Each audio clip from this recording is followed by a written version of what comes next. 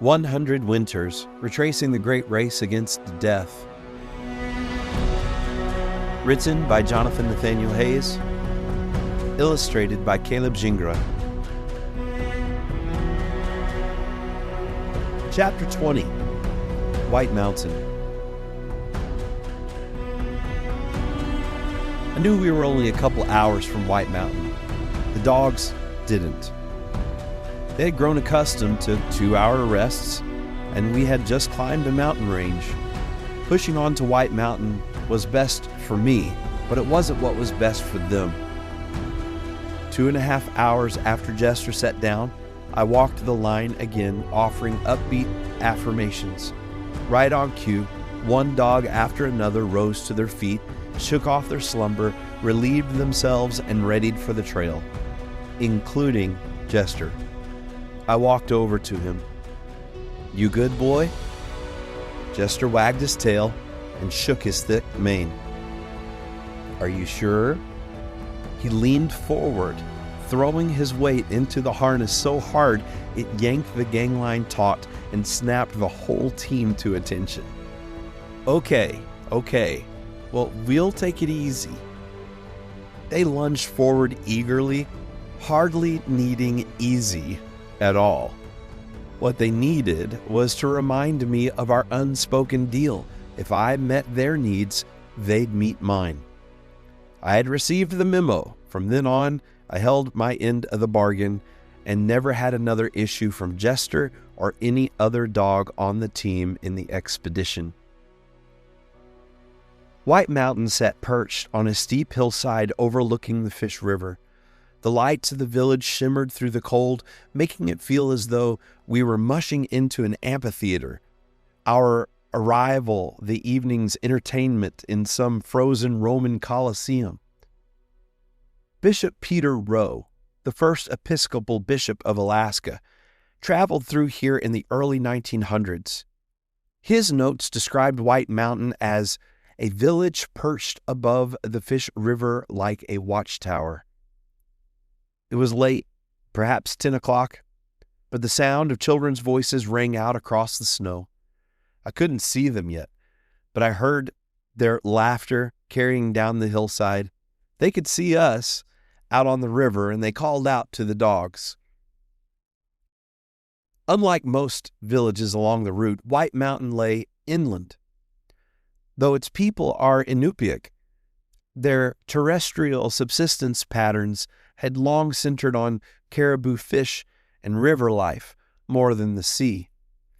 That slight separation had given rise to a distinctive Fish River dialect of Inupiaq, a marker of their identity that had survived shifting times and outside pressures.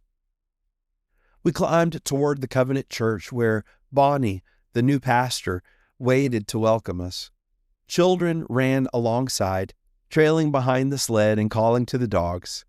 Since we'd planned to take a Sunday rest in White Mountain, we tucked the team into a narrow alley beside the church. It was minus 30 degrees Fahrenheit, yet the children played as if the cold didn't exist, greeting each dog as they came off the line. Glittering frost crusted their eyelashes. They laughed wildly, mittenless hands buried in the dog's fur, as if 30 below was a spring afternoon. Their cheer reminded me of my own childhood in the woods of temperate Tennessee, except their playground held different dangers than rattlesnakes and copperheads. Inside, Pastor Bonnie ladled steaming soup into bowls, her warmth filling the room as much as the food did.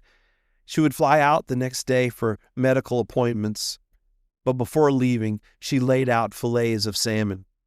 "Eat it all up. Don't want it to go to waste," she said, smiling.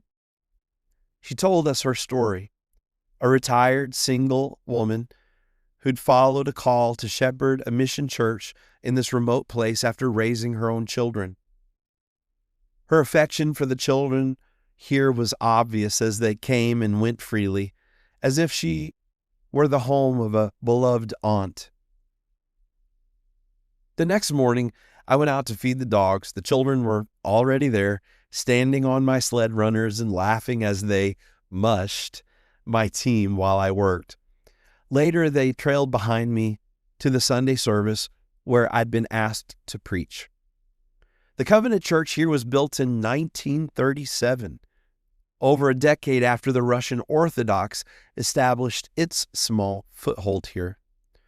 Russian influence waned quickly, and the tiny Orthodox chapel now stood like a relic beside the Covenant sanctuary. It was a calm, crystalline morning.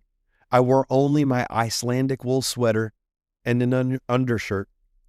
I was fully acclimated. The thermometer outside read -35. The dogs, staked just outside the sanctuary window, occasionally joined in the singing with long, rising howls that blended eerily with the hymns. I preached about the covenants of God, the rainbow as his sign of faithfulness, and the hope of promises unbroken, even when humanity breaks ours. As I spoke, my dogs barked sharp replies, punctuating my words like stubborn amens.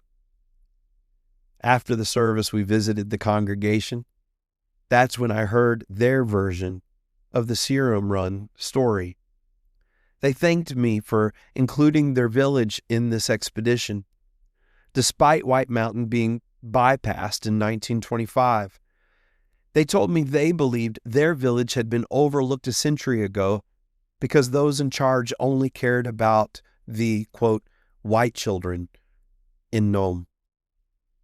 It surprised me. For my research, I understood the serum wasn't administered along the route. It went straight to Nome. And I hadn't seen records of outbreaks in any other villages, and accounts stated that native and white children alike in Nome received treatment.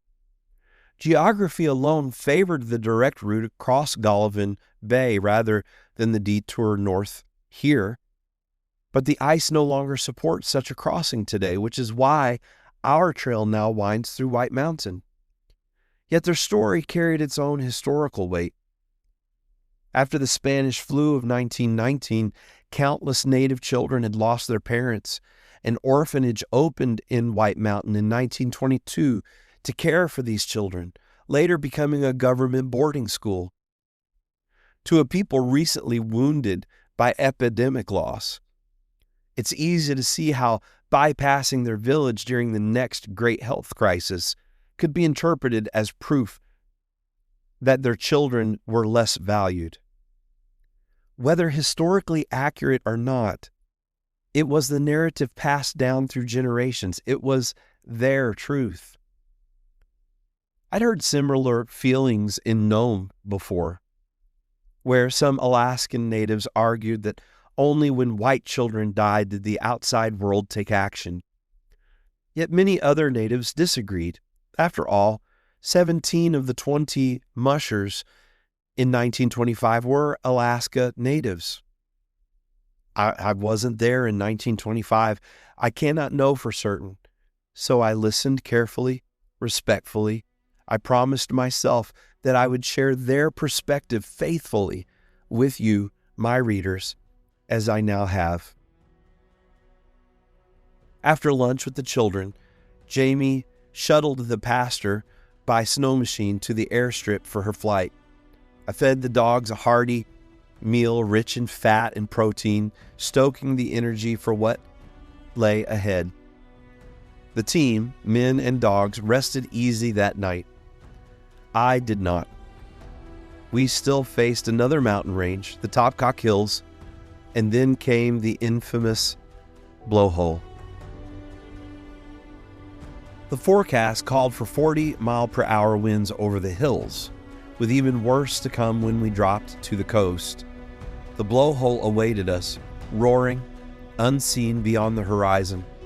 It wasn't just the wind we'd face. It was a force that had carved its name into mushing legend. The plan was simple. Start early, push through the blowhole, and make for Solomon's safety cabin before dark.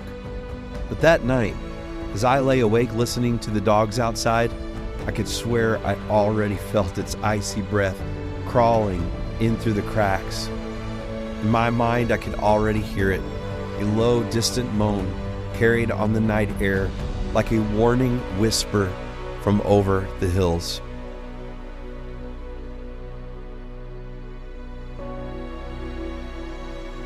Thanks for listening to 100 Winters. Don't forget to like and subscribe, share it with your friends. And if you're listening to these free chapters, I want you to return the favor, hop on to Amazon, order the book, or you can send us a message, Mush Maine, on social media, or go to our website and send us an email and request an autographed copy. We'd be happy to do that for you as well. Until the next chapter, Godspeed and happy trails.